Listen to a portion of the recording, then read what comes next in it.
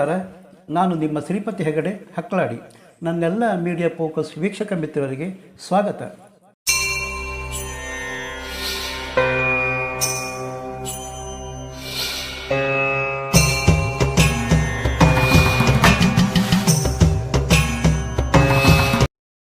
ದೇವರಾಜ ಸೇವ್ಯಮಾನ ಪಾವನಂ ಕೃಪಾಂಕಜಂ ವ್ಯಾಲಯಜ್ಞ ಸೂತ್ರಮಿಂದು ಶೇಖರಂ ಕೃಪಾಕರಂ ನಾರದಾದಿ ಯೋಗಿ ವೃಂದವಂ ವಿತಂ ದಿಗಂಬರ.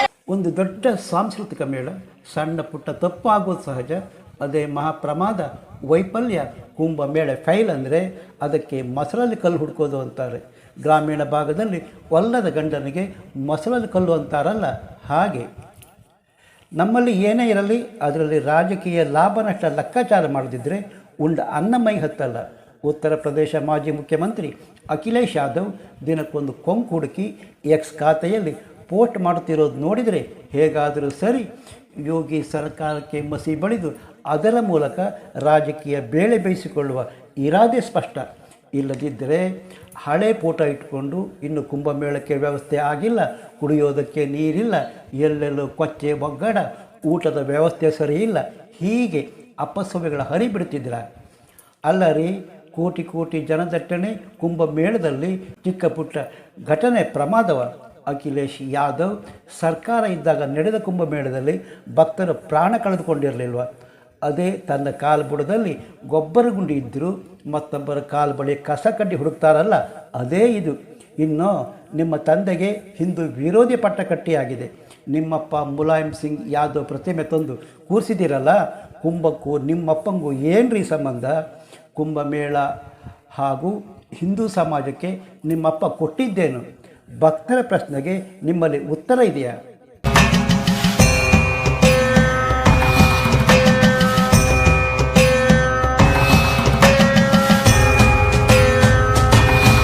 ಗೆಳೆಯರೇ, ಪ್ರಯಾಗ್ರಾಜ್ ಕುಂಭಮೇಳಕ್ಕೆ ಜನಸಾಗರ ಹರಿದು ಬರ್ತಾ ಇದೆ. ಕುಂಭಮೇಳ ಆರಂಭದಿಂದ ಇದುವರೆಗೆ ಮಿಂದಿದ್ದ ಭಕ್ತರೆಷ್ಟು? ಹಾಗೆ ಮುಲಾಯಂ ಸಿಂಗ್ ಯಾದವ್ ಪ್ರತಿಮೆ ಸ್ಥಾಪನೆ ವಿವಾದ ಏನು? ವಿರೋಧಕ್ಕೆ ಕಾರಣ ಏನು? ನೋಡೋಣ ಬನ್ನಿ.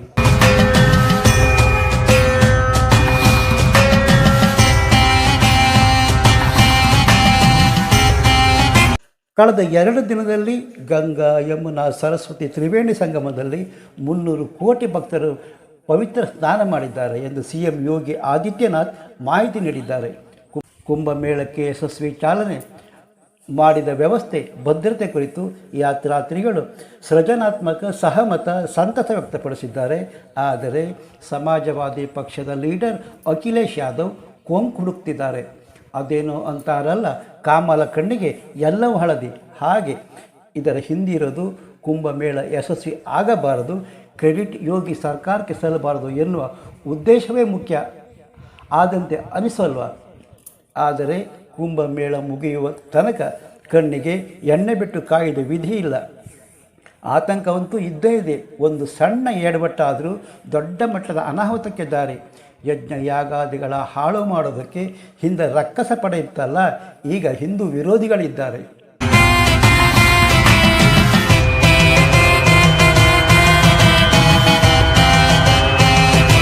ಭಕ್ತರ ಅನುಕೂಲಕ್ಕಾಗಿ ಲಕ್ಷಾಂತರ ಟೆಂಟ್ ತಲೆ ಎತ್ತಿದೆ. ಅಷ್ಟೇ ಸಂಖ್ಯೆಯ ಶೌಚಾಲಯ, ಸ್ನಾನಘಟ್ಟ, ಲಕ್ಷಾಂತರ ದೋಣಿ ಎಲ್ಲವೂ ಯೋಗಿ ಸರ್ಕಾರ ವ್ಯವಸ್ಥೆ ಮಾಡಿದೆ. ಭದ್ರತೆ ಕಣ್ಗಾವಲು ಇದೆ. ಪೊಲೀಸ್, ಸೈನ್ಯ, ನದಿಯೊಳಗೆ ಹೊರಗೆ ಡ್ರೋನ್ ಕಣ್ಗಾವಲಿದೆ. ಲೈಫ್ ಜಾಕೆಟ್, ಅಪಾಯ ಆದರೆ ರಕ್ಷಿಸುವುದಕ್ಕೆ ರಕ್ಷಕ ಪಡೆ, ಪವಿತ್ರ ಸ್ಥಾನಕ್ಕೂ ಸಮಸ್ಯೆ ಆಗದಂತೆ ಎಲ್ಲ ವ್ಯವಸ್ಥೆ ಮಾಡಲಾಗಿದೆ. ಇಸ್ಕಾನ್ ಹಾಗೂ ಅದಾನಿ ಕಂಪನಿ ಊಟದ ವ್ಯವಸ್ಥೆ ಮಾಡಿದೆ. ಇಷ್ಟೆಲ್ಲ ವ್ಯವಸ್ಥೆ ನಡುವೆ ಉತ್ತರ ಪ್ರದೇಶ ಒಂದು ಕ್ಷೇತ್ರಕ್ಕೆ ನಡೆಯುವ ಬೈ ಎಲೆಕ್ಷನ್ ವೋಟ್ ದೃಷ್ಟಿಯಲ್ಲಿ ಅಖಿಲೇಶ್ ಯಾದವ್ ತಮ್ಮ ತಂದೆ ಪ್ರತಿಮೆ ತಂದು ಕೂರಿಸಿ ಹೊಸ ವಿವಾದ ಸೃಷ್ಟಿಸುತ್ತಿದ್ದಾರೆ. ಕುಂಭಕ್ಕೂ ಮುಲಾಯಂಗೂ ಏನು ಸಂಬಂಧ ಅಂತ ಭಕ್ತರು ಪ್ರಶ್ನಿಸುತ್ತಿದ್ದಾರೆ.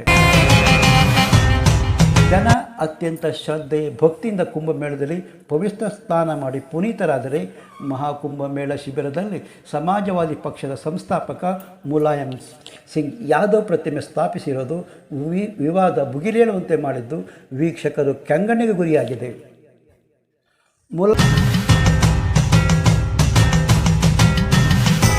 ಮುಲಾಯಂ ಸಿಂಗ್ ಯಾದವ್ ಸ್ಮೃತಿ ಸೇವಾ ಸಂಸ್ಥಾನ ಶಿಬಿರದಲ್ಲಿ ಪ್ರತಿಮೆ ಉತ್ತರ ಪ್ರದೇಶ ವಿಧಾನಸಭಾ ವಿರೋಧಿ ಪಕ್ಷದ ನಾಯಕ ಮತ ಪ್ರಸಾದ್ ಪಾಂಡೆ ಉದ್ಘಾಟಿಸಿದ್ದು ಅಖಿಲ ಭಾರತೀಯ ಅಕಾರ ಪರಿಷತ್ ಟೀಕಿಸಿದೆ. ಮುಲಾಯಂ ಸಿಂಗ್ ಯಾದವ್ ಹಿಂದೂ ಮತ್ತು ಸನಾತನ ವಿರೋಧಿ ಕರಸೇವಕರ ಹಂತಕರು ಎಂದು ಹೀಗಳೆದಿದೆ. ಆದರೆ SP ನಾಯಕ ಪಾಂಡೆ, ಮುಲಾಯಂ ನಮ್ಮ ನಾಯಕ, ಅವರ ಆಲೋಚನೆ ಬಿತ್ತಲು ಶಿಬಿರ ತೆರೆಯಲಾಗಿದೆ. ಮುಲಾಯಂ ಸಿಂಗ್ ಯಾದವ್ ಸಣ್ಣ ಪ್ರತಿಮೆ ಸಾಂಕೇತಿಕವಾಗಿ ರೀತಿಯಲ್ಲಿ ಸ್ಥಾಪಿಸಲಾಗಿದೆ ಎಂದಿದ್ದಾರೆ. ಕರಸೇವಕರ ಕೊಂದವರು ಎಂದು ತೋರಿಸುವುದಕ್ಕಾಗಿ ಪ್ರತಿಮೆ ಸ್ಥಾಪಿಸಿದ್ದಾರೆ ಎನ್ನುವ ಅಪಸರವು ಕೇಳಿಬರುತ್ತಿದೆ. ಮಿತ್ರರೇ, ಮುಲಾಯಂ ಸಿಂಗ್ ಪ್ರತಿಮೆ ಸ್ಥಾಪನೆ ಅಭ್ಯಂತರವಿಲ್ಲ. ಅವರು ಮುಖ್ಯಮಂತ್ರಿಯಾಗಿದ್ದರು. ಆದರೆ ಕುಂಭ ಸಮಯದಲ್ಲಿ ಪ್ರತಿಮೆ ಸ್ಥಾಪನೆ ಜನರಿಗೆ ಯಾವ ಸಂದೇಶ ನೀಡುತ್ತಿದ್ದಾರೆ? ರಾಮ ಮಂದಿರ ಚಳುವಳಿಯಲ್ಲಿ ಅವರ ಕೊಡುಗೆಯನ್ನು? ಕರಸೇವಕರ ಮೇಲೆ ಗೋಲಿಬಾರ್ ನಡೆಸಿ ಕರಸೇವಕರ ಕೊಂದು ಅವಶ್ಯವಿದ್ದರೆ ಮತ್ತೆ ಗುಂಡು ಹೊಡೆಯುತ್ತೇನೆ ಎಂದಿದ್ದಲ್ಲದೆ ಹಿಂದೂ ವಿರೋಧಿ, ಸನಾತನ ವಿರೋಧಿ ಮುಲಾಯಂ ಪ್ರತಿಮೆ ಸ್ಥಾಪನೆ ಅನಿವಾರ್ಯತೆ ಏನಿತ್ತು? ಅವರು ಮುಸ್ಲಿಂ ಪರ ನಿಲುವು ಹೊಂದಿದ್ದರು ಎನ್ನುವುದು ಸಂತ ಮುಖಂಡರ ವಿರೋಧಕ್ಕೆ ಕಾರಣ. ಕಾಶಿ, ಸಾಂಬಾಲ, ರಾಮ ಮಂದಿರ ಸಮಸ್ಯೆ ಜ್ವಲಂತ ಇಟ್ಟು ಹಿಂದೂಗಳ ಭಾವನೆಗೆ ಬೆಲೆ ಕೊಡದ ಸನಾತನ ವಿರೋಧಿ ಹಿನ್ನೆಲೆಯಲ್ಲಿ ಅಖಿಲ ಭಾರತೀಯ ಅಕಾರ ಪರಿಷತ್ ಪ್ರತಿಮೆ ಸ್ಥಾಪನೆ ಖಂಡಿಸಿದೆ.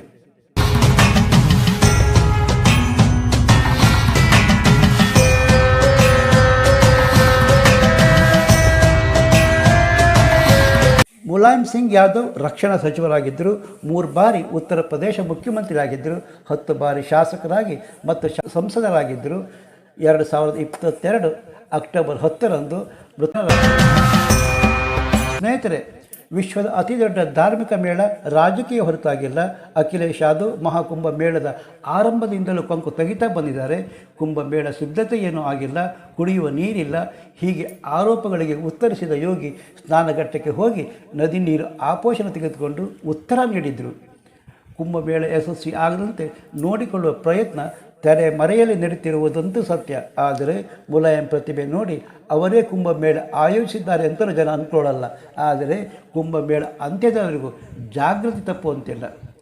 ಗೆಳೆಯರೇ, ಕತ್ತಿ ಹಿಡಿಯದೆ, ಆಸೆ ಅಂಶವಿಲ್ಲದೆ ಲಕ್ಷಾಂತರ ಜನ ಬರುತ್ತಿದ್ದಾರೆಂದರೆ ಅದು ಸನಾತನ ಸಂಸ್ಕೃತಿಯ ತಾಕತ್ತು. ಆದರೆ ನಮ್ಮ ಅವಿವೇಕಿಗಳಿಗೆ, ಚಿಂತಕರಿಗೆ, ಅಪ್ರಬುದ್ಧಿಗಳಿಗೆ ಅರ್ಥ ಆಗೋದೆಂದು.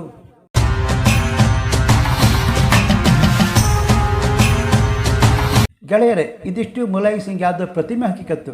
ನೀವಿನ್ನೂ media focus YouTube channel subscribe ಮಾಡಿರೋದಿದ್ದರೆ ತಕ್ಷಣ ಸಬ್ಸ್ಕ್ರೈಬ್ ಮಾಡಿ, ಲೈಕ್ ಮಾಡಿ, ಅಭಿಪ್ರಾಯ ತಿಳಿಸಿ. ಮತ್ತೊಂದು ಹೊಸ ವಿಷಯದೊಟ್ಟಿಗೆ ನಿಮ್ಮ ಮುಂದೆ ಬರುತ್ತೇನೆ. ಅಲ್ಲಿಯ ತನಕ ನಮಸ್ಕಾರ. ಜೈ ಕರ್ನಾಟಕ, ಜೈ ಹಿಂದ್.